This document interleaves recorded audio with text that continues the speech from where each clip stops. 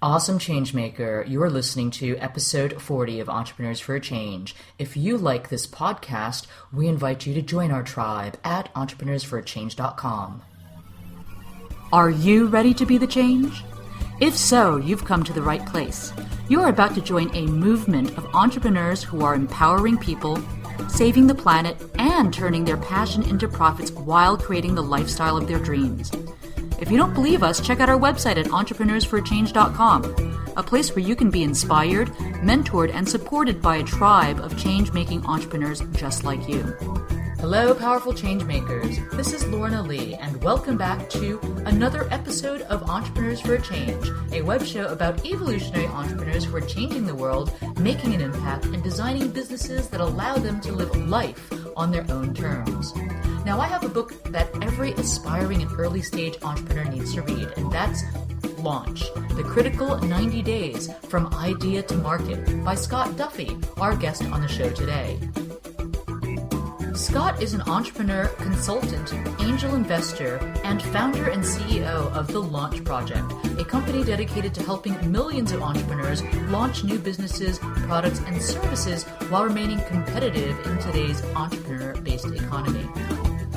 Scott began his career working for best-selling author, life coach, and motivational speaker Tony Robbins. He then worked for several early-stage small businesses that went on to become household names such as CBS Sportsline, NBC Internet, and FoxSports.com.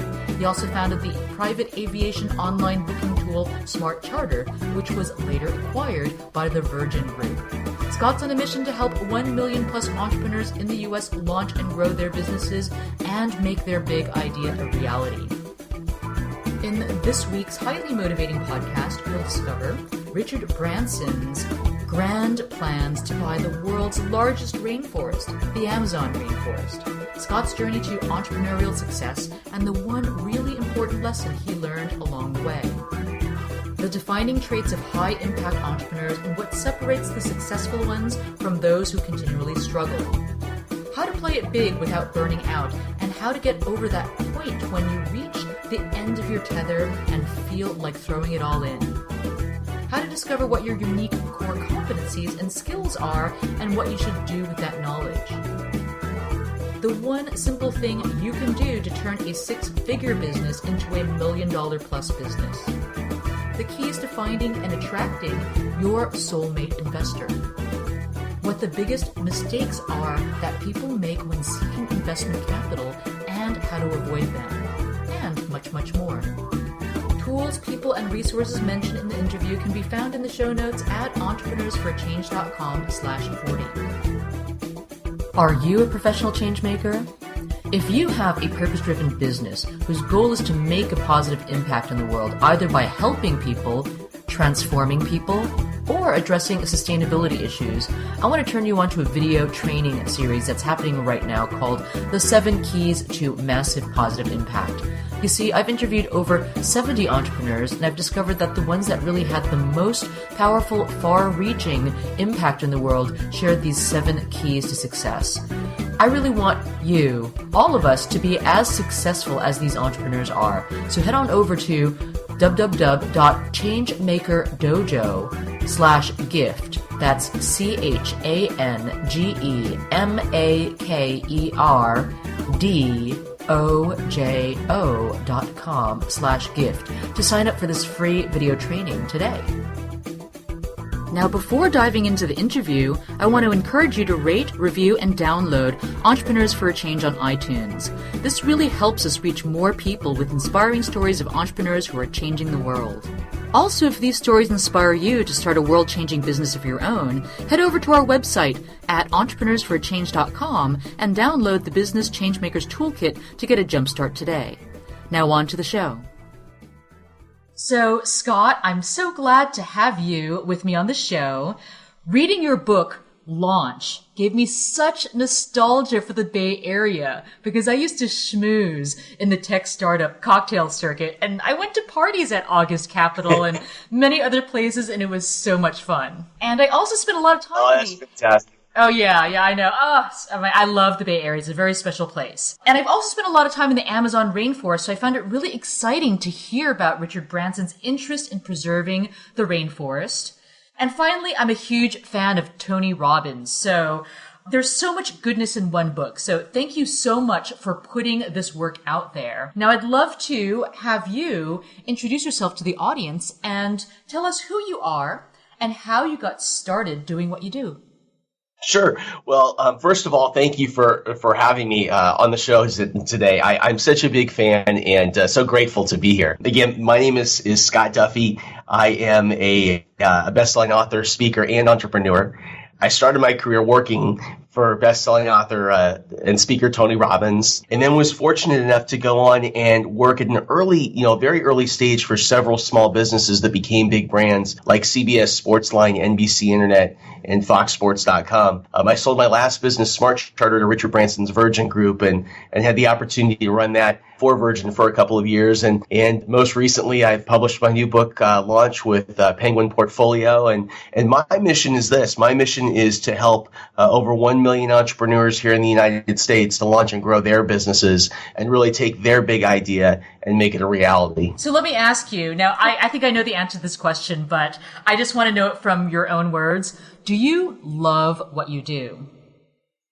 I absolutely love what I do. And I can't say that I've always loved what I've done. And I can't say that every day, it doesn't necessarily feel every single day like I'm in love with my work, because all of us as entrepreneurs and business owners, we have great days and sometimes we have rough days. And but I would say that overall, I'm living my dream. I'm doing what I want, the way I want, with the type of people that I want to be working with, and it's really a blast. That's so inspiring. Now let me ask you, what is your secret? How can you advise or inspire other entrepreneurs who really want to be where you are to discover what it is that they love to do, what they're good at doing, and to create a business for themselves that allows them to do what they love? Did you follow a formula, or are there any tips that you recommend that we go through or follow? Well, there's a lot of awesome questions there. So let me try and break it down. The first thing I think has to do with inspiration and kind of finding the one thing it is that you love. And, it may be coaching your little kid's baseball team. It may be launching and growing a business that has a certain kind of impact, on your community or on the world. It may be just doing something that you find to be so fun every single day. And I think it's important for us to number one, just listen to our gut and listen to that thing inside, that's telling us, it's urging us to do, that one specific thing. It doesn't always mean that you need to start a business, and it doesn't always mean that you have to do it alone. The odds are there are so many people out there that are just like you, that have a common passion, that share a common vision. And what may make the most sense is, again, to find that thing that you love and find other people that want to play with you and go out there and build it or do it together. As it relates to starting a business, it's interesting. I have so many people that come up to me and they say, I want to own a business. I just don't know. I want to start something. I just don't know what it is I should do. I don't know what I'm good at. And so I started asking people to do an exercise, which seems to be pretty helpful. And the exercise is this. Go to the 5 people that you spend the most time with and ask those people if they were to refer you to somebody else to do something. So let's say somebody came to me and said, I need the very best person at this specific task. Okay, what's the task? What's the thing that I would refer people to you for? You see, a lot of the time, we take for granted what we know and what we're good at. What's common sense to us isn't common sense to other people. And so by recognizing how other people view us and what other people see as our kind of unique core competency, that skill can help us at times to, put a finger on where we should start, or help give us some insight into what business, might be the best business or fit for us as individuals. So it's just a little exercise I recommend. Did you go through a formalized process of defining your purpose, mission, vision, and core values? I've done that several times in my life, and I found that every time that I've sat in a seminar and tried to come up with what my purpose in life was, it ended up kind of like I had to think too much about it. And I think that what's really cool is when you really figure out what your purpose is or your passion is, it's not something that you have to sit there in a 3-day seminar and think about. It's It's something that you just know intuitively.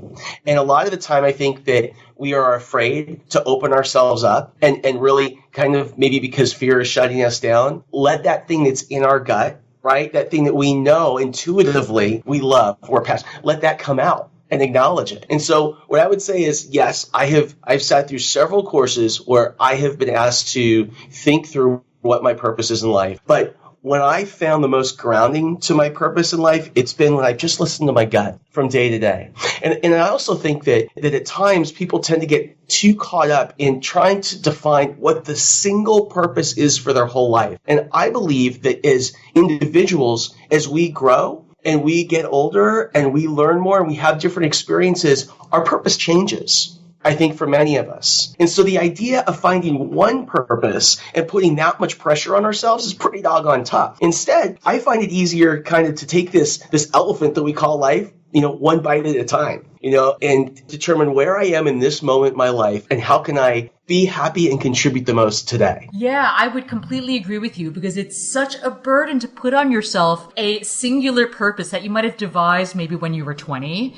And now that you're 30 or 40 or just a totally different phase of life, I mean, of course that's going to change because you grow and you evolve and you become a different person. So, I personally think that it's a good practice to just reassess what's important to you, on an ongoing basis. It could be daily, it could be quarterly, or just not even that, scheduled, but just check in and feel whether or not what you were doing feels exactly like what you need to be doing right now. And that's intuitive. It is. It's so much pressure to put, I believe, it's so much pressure to put on ourselves. I'll tell you, when I was writing my book launch, I had a very clear purpose when I got started with the book. And the purpose was I wanted to share my experience with other entrepreneurs because I wanted to help them to be able to learn from that experience to hopefully be able to take their big idea to market and live their dream. And it was all about the entrepreneur. And I remember I hit a real tough patch when writing the book. And, writing a book is it's like building a business. It's tough work. And I was about halfway through it. And I'll never forget, I came into the office one day and I was really close to just letting the project go. I was so frustrated. And what I learned is, as the book started, I started to write and the book started to come out, the way it became structured was a series of stories that were about my life, but had kind of the lesson that I wanted to teach about business embedded in the story. And on that hardest day, when I thought I was gonna let it go, I remember sitting at my desk and being quiet. And I actually just turned everything off and I just kind of sat here and meditated and was quiet and tried to, just let things be. And what came to me was, this is kind of a bio. It's kind of tells, little bits and pieces about your life. And wouldn't it be cool if your daughters one day could get a chance to read it and see kind of a little bit more about who their dad was? And so my purpose for writing the book changed. And that's really what inspired me. And starting that afternoon, I couldn't wait to keep going. And I think it's the same thing in our lives in terms of finding our big picture, our big purpose. And as we grow and change and life happens, it changes. And it's okay. It's okay to acknowledge that. Wow. Yeah. Writing a book is definitely a huge endeavor. It's almost like giving birth in a certain way. How long did it take you to write launch? Well, from beginning to end, from the time that I came up with a general idea for what I wanted the book to look like and who I wanted it to serve, to going out and, being signed by an agency and getting a publisher and writing the book, it was about an 18-month to 2-year process. So it really was a lot of work. Yeah, wow. I really do like the structure that you have that's interspersed with stories and lessons. It really brings to light the wisdom and the value that you're sharing. So I'd love to ask you, because I'm so intrigued by all your entrepreneur stories, in your years of working with and being in the presence of high impact entrepreneurs like Richard Branson, what have you found to be the defining traits that separate those entrepreneurs that achieve massive success and those who continue to struggle? And believe me, there's so many that struggle, it really breaks my heart.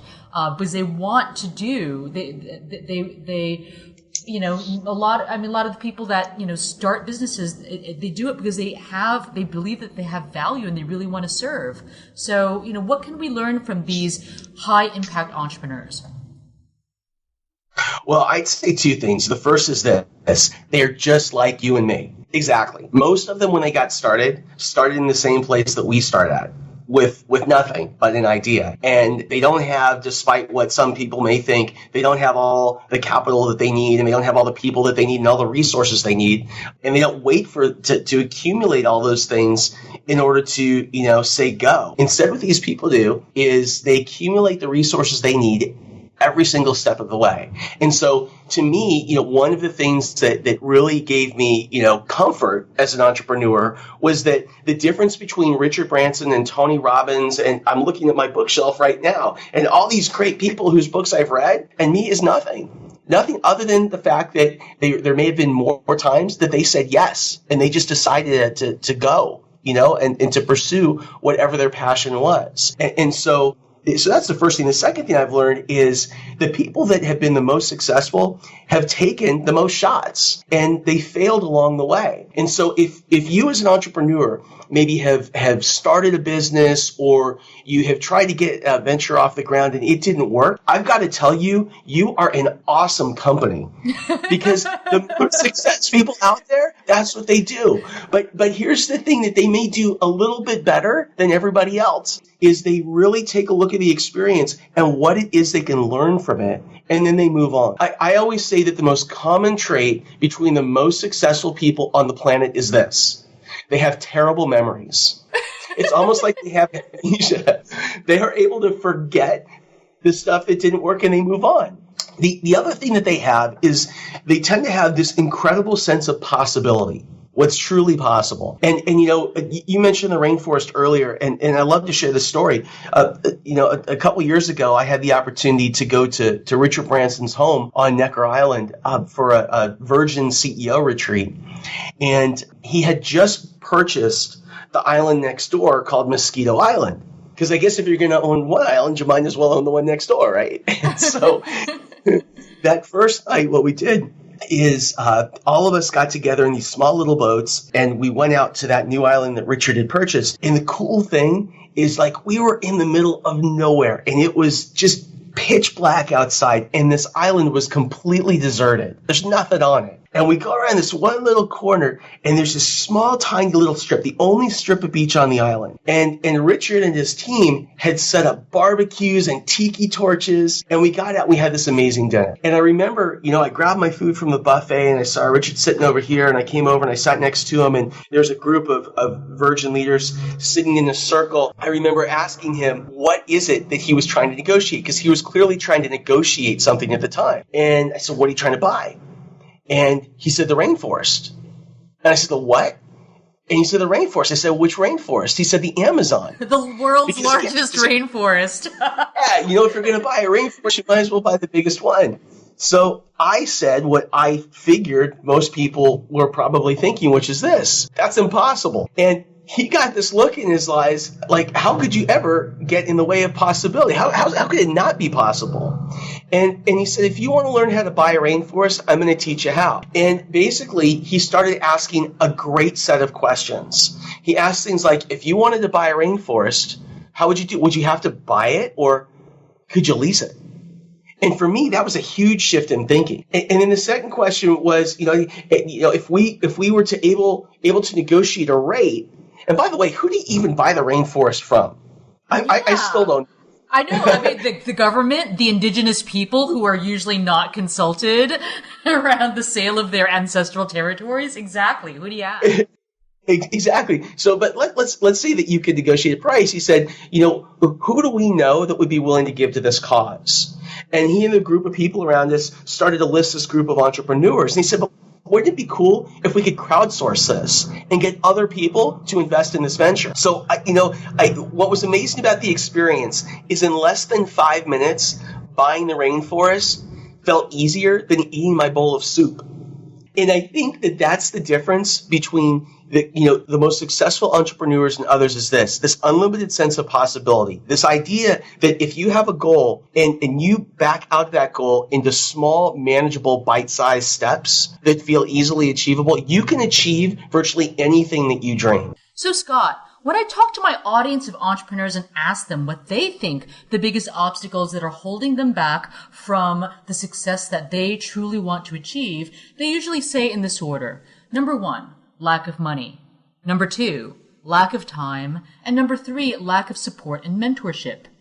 Yet as we can see, other entrepreneurs seem to succeed against all odds. So do you agree with them, or is it something else that's really holding them back? I don't think that it's lack of anything. I think it's too much of something. It's too many excuses that they've given themselves for why it is they can't succeed. I think that the biggest thing that holds most entrepreneurs back from really accomplishing anything or everything that they want in their life is the crazy stories they tell themselves about why they can't be successful. So what I would say is this. I'd say drop the excuses and get started. If what you need is capital, let's figure out how to get you capital. If what you need is more time, let's take a look at what you do every day and where you are currently spending your time and find out how we can make some shifts and trade-offs and adjustments. If what you need is mentorship, that's easy. You can find that everywhere online. You can listen to your program and get amazing mentorship.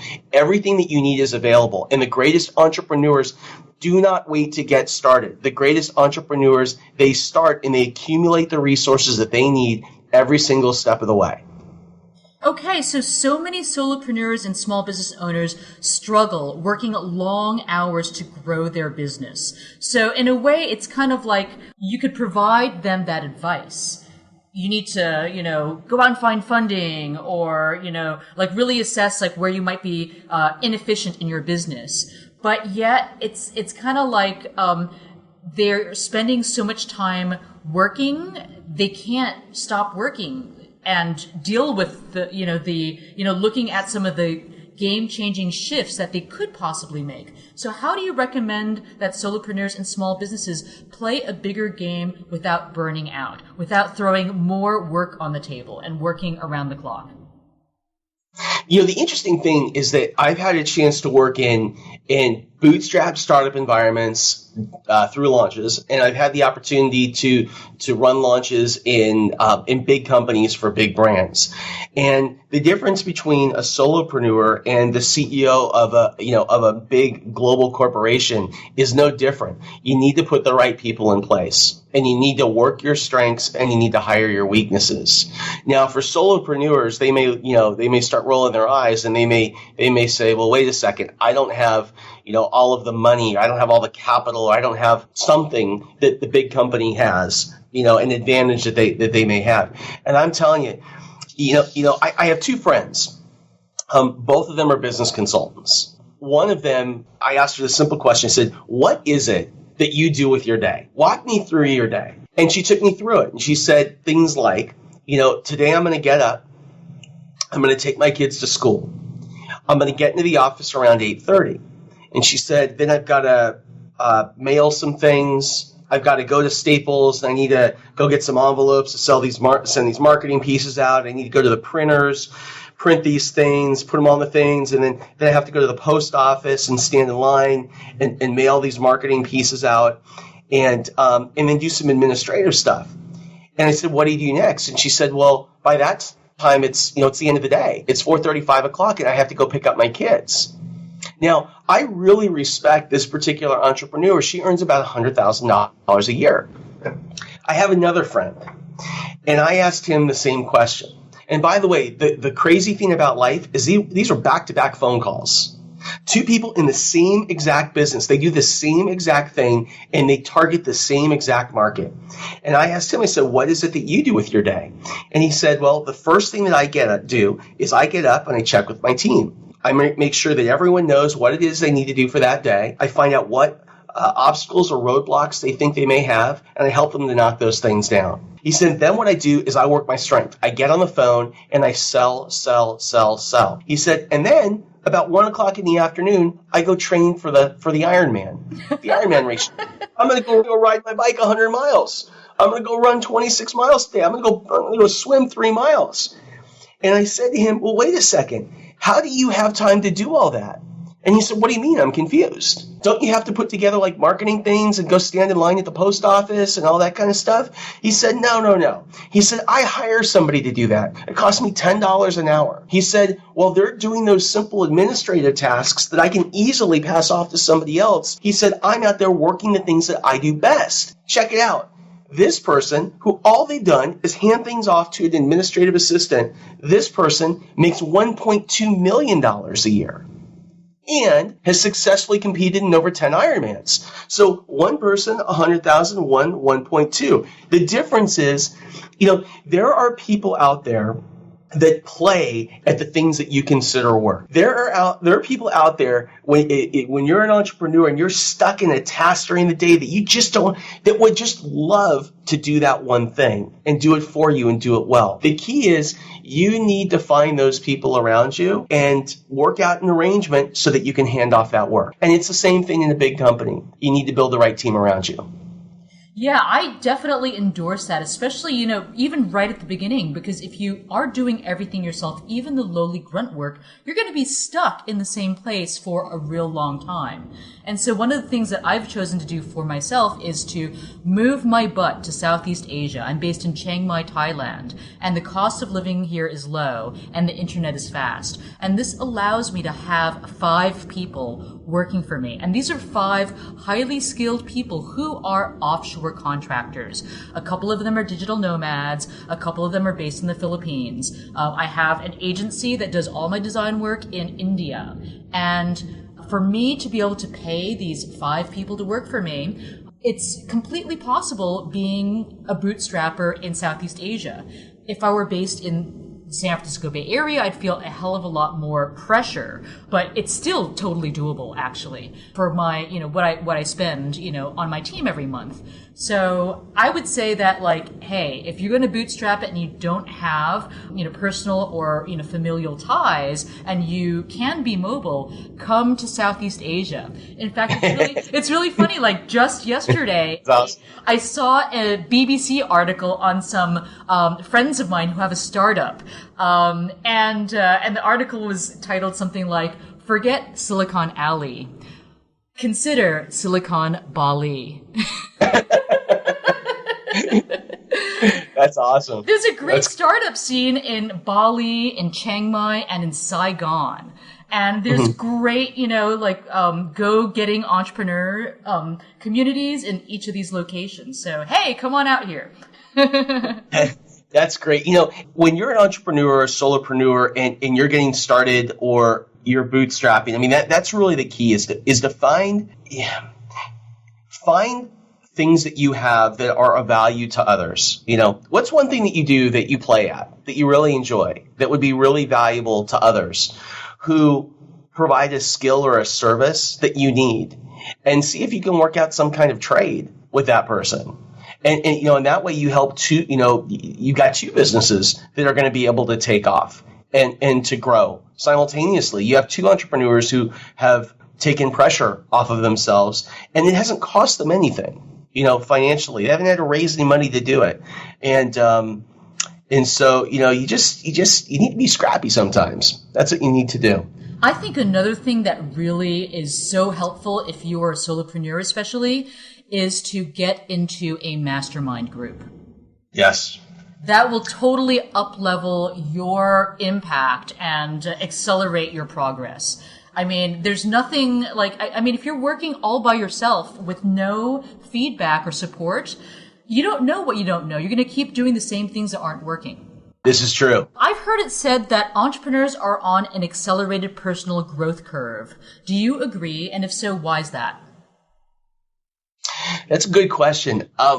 If you have a 9-to-5 job and you go to, let's say, a big company and, you start your work day early in the morning and then it ends at a specific time and you don't necessarily need to take your work home with you, there's a clear separation between business and personal life. The difference for an entrepreneur is this: their business and their personal life is completely tied together. Because the role of an entrepreneur CEO is typically a full-time 24/7 type of job. And, if your business is tight in cash, it doesn't necessarily mean that you can't just, pay your payroll. It could mean that you can't pay the mortgage on your house. Everything becomes intertwined. And as a result, I think that entrepreneurs are forced to confront things and to get better at different personal development related things faster than others. I think it starts with understanding how to manage your personal finances and your family finances. It extends to how do you manage the relationships that you have with the people that are closest to you. It moves on to how do I build the right environment, for me personally around me to support me and strengthen me so that when I go into my job, into my office every day, when things are tough, I'm the toughest person in the room because I have an environment that feeds that. And so I would agree that entrepreneurs go through personal development boot camp a lot sooner than most people. And I think that, if there's anything that I've learned, if there's any kind of epiphany that I've had in my life as an entrepreneur, it's this. It's that 85% of being successful as an entrepreneur is mastering the personal side of entrepreneurship. And only 15% has anything to do with the skills or, the stuff required every day to manage your business. Being successful isn't necessarily about being the best leader or having the best plan or, building the right team. Being successful starts with getting on the same page as your spouse about how much risk you're willing to take in your business, how much time you're willing to give to this business, what kind of sacrifice both of you are willing to make for your family. So it's really so important because if you don't get the personal side down first, when things get tough in your business, and they always get tough in business from time to time, what will happen is the two will have a spill-off effect on each other. And one of the two, the personal or the business side, is going to break, and hopefully not both of them. Yeah, I mean, it can be really intense being an entrepreneur. And I think especially one of the things that entrepreneurs grapple with is fear. I mean, and fear can just, fear of failure, fear of, like financial stress and, ruin. And so having to confront that and, it makes me think of the, that mantra in Dune series, fear is the mind killer. And so therefore, I think that for entrepreneurs, having really good mindset practices is really important. So I'd love to ask you, have there been any mindset practices that have really helped you in your journey? Well, I think that our brains are like Google. And we were talking about Silicon Valley earlier. And what I mean is this. Whatever question you type into Google is going to give you an answer, probably thousands of answers. And the quality of the question that you ask will determine the quality of the result. And the same thing is true as it relates to mindset. You see, whenever anything happens, being an entrepreneur sometimes is like riding on a roller coaster. You wake up in the morning and you get the call, the big deal, it got signed. And then an hour later, you find out that the big deal fell out. And then an hour later, you find out that it came back. And then an hour later, you find out that you made the big hire. Oh my God. And an hour later, you took another job, right? This is what it's like. It's crazy making. It's crazy making. And it feels like we're on a roller coaster. And so our job is to figure out how to smooth out the ride. And again, I'm going to go back to Google. And so whenever anything happens, to us in business, we start to ask ourselves questions. And we do this internally. We have this internal dialogue that's been going on since we were born. We probably don't even realize it happens. We're constantly asking, what does this mean and what should I do? We start asking ourselves questions like, why do bad things always happen to me? Why does my day always go like, it's like typing that question into Google. Right? And so what happens is you type that question to Google, and Google's going to give you 1 million reasons why bad things happen to you. That's what it's going to do. But if I change the question and I ask, why do great things happen? Or what can I learn from this experience? Or what can I take away from this experience? Or how can I use what just happened now to get the result that I want an hour from now? What happens is that Google is going to give you an entirely different result. You're going to get 1 million different answers that support you as an entrepreneur and smooth out the ride and take you in the direction that you want to go. So I would say that the key to having a killer mindset is learning how to ask a better quality question. Yeah, I think one of the keys to, successful entrepreneurship is knowing what you don't know. And then therefore being willing to ask those questions and find the people that are willing or able to answer those questions as well. It is. And a question that I get frequently, and I'm sure you do too from entrepreneurs, is how do I raise capital? And the only reason that I bring that up now is one of the biggest mistakes that entrepreneurs make when they're out there raising capital and they are talking to a target investor is that they try and come off as if they have the answer to every single question. And the reason this is coming up for me now is I had two people in my office that were pitching me yesterday on an idea. And I really loved the basic idea. I thought they had a really solid vision, but there were some questions that I asked them about their business, and I knew they didn't have the answer, but they tried to fudge it. And what I've learned when raising capital, what I've learned about business is this. It is just fine to say, I don't know, and then go out and find the answer. And by the way, if you do that with a prospective investor or a prospective partner or a prospective anything, what happens is they respect you more and they gain trust in you. And so it's so important. You don't have to have all the answers. What you have to have is the chutzpah to go out there and find the right answer to the question that you have.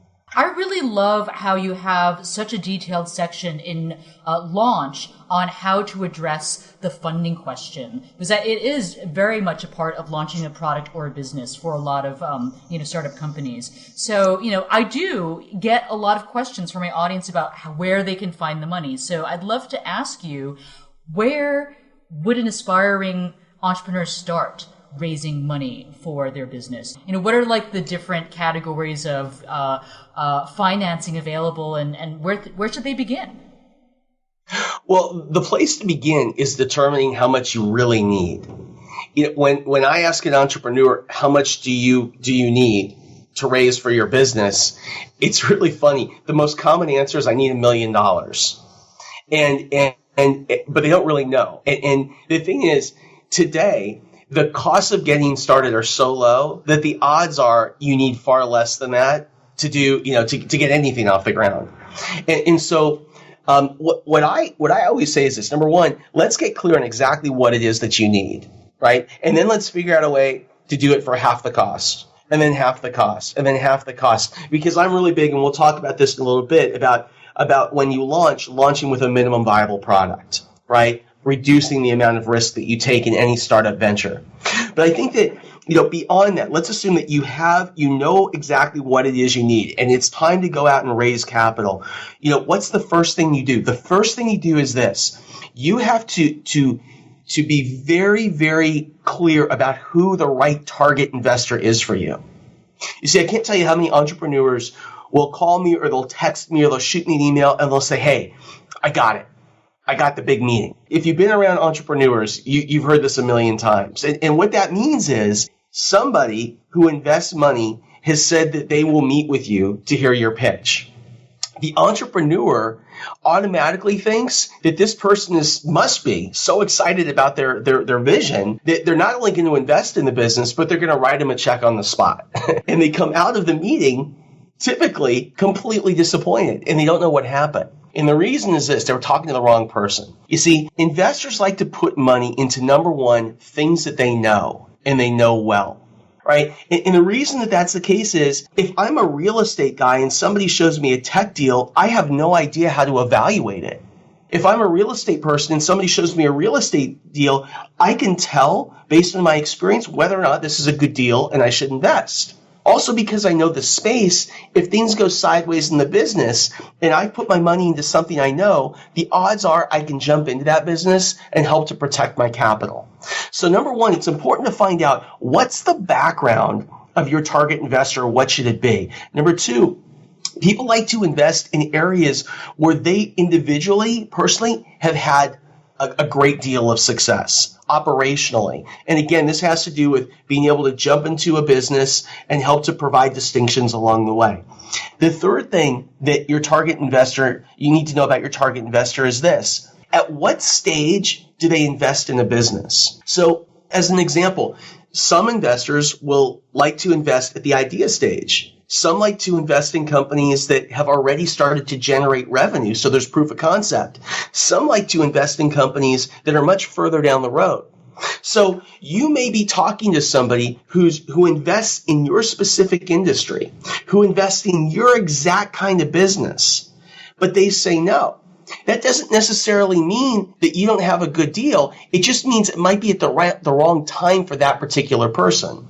So what you need to do is find investors, again, that number one, have industry domain experience, a background in what you're pitching. Number two, that invest in companies that are at a similar stage to where your company is today. Number three is this. You need to understand what the average investment is for that target investor. So as an example, is this the kind of person that puts $10,000 into each deal? Or is this the kind of person that puts $1 million into each deal? Because if you go into that big meeting and you ask for $1 million and that investor only puts $10,000 into a deal, you have an immediate disconnect, right? So again, it's domain expertise, it's stage, and it's how much you invest. And then number four, really important is this. What is that target investor's, what is their expectation for a return on their investment? So as an example, some people may, want to see their investment, times 2, times 3. They might want to see a 10 times return on their investment. What you need to do is you need to understand, over a certain period of time, how much capital will your target be able to take out of the business? And you need to make sure that that amount of money is in line with the kind of business that they invest in. So as an example, you may have an awesome business. And you may have a business that you're going to go out there and build, and somebody may buy that someday. But for some reason, that business or that category only typically sells at a rate where that investor could get like a 2 times return on their capital, where a venture capital might invest in a 10 times return on investment type of deal. So again, you just need to make sure that your expectations are aligned, from the beginning. If you do those 4 things, if you start there and you really build a clear target, then you'll have a much better chance of finding the right investor and saving a heck of a lot of time. So, this is all really good sage advice. But how do you go about finding those people? Should aspiring entrepreneurs start with, friends and family and their immediate network first and start hustling from there? Or can you just go straight to a venture capital firm? Well, so the way to get started and the way to build I would call it your avatar, the perfect representation of your target investor is again, to get clear on, okay, based on what my deal is, what does the person's background need to be? At what stage of a company do they invest? What is the average amount of capital they put into each deal that they do? What's their expectation, on their return of capital, and when do they expect to get their money out? So that's the first thing to do is I draw up that list. The next thing I do is I'd ask. I would go to people that I know invest in deals, and I would say, who do you know that meets this specific criteria? Now, it's really interesting. What happens is lots of entrepreneurs will say to me something like, well, doesn't that make me look weak if I have to ask, or doesn't that make it look like I don't know what I'm doing, or I don't have a good network if I ask these questions? I guarantee you this.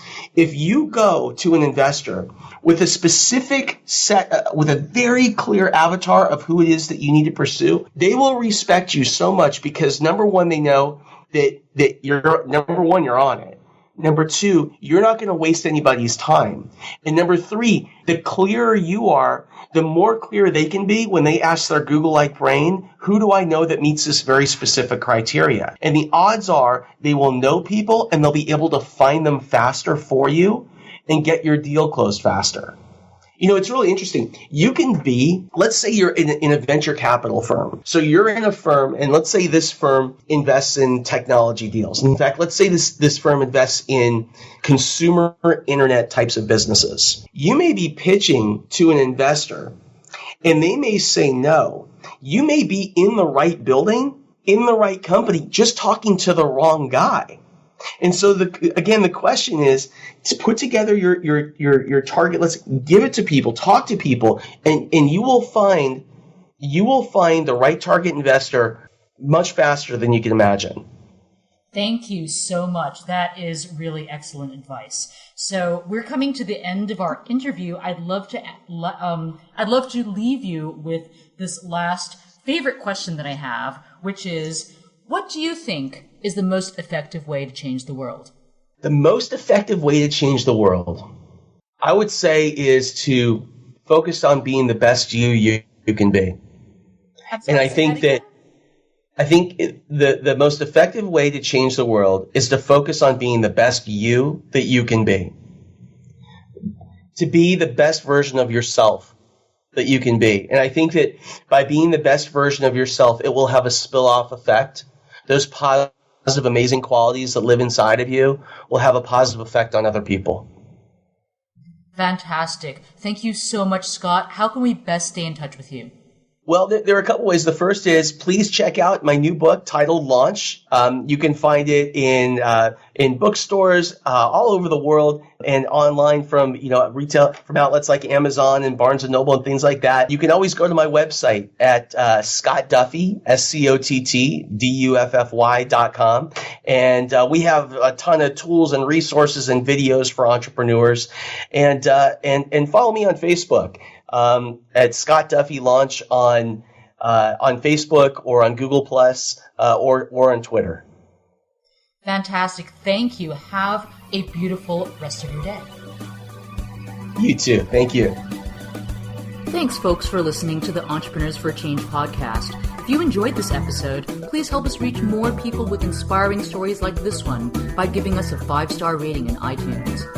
If this podcast inspires you to join the movement of change-making entrepreneurs, we'd love to give you a jumpstart with our free Business Changemakers Toolkit, which you can download at www.entrepreneursforachange.com/join. If you have a changemaker in mind you'd love for us to interview, go to entrepreneursforachange.com/suggest and tell us who and why. Finally, feel free to stop by facebook.com/entrepreneurs for a change to share your thoughts and say hello.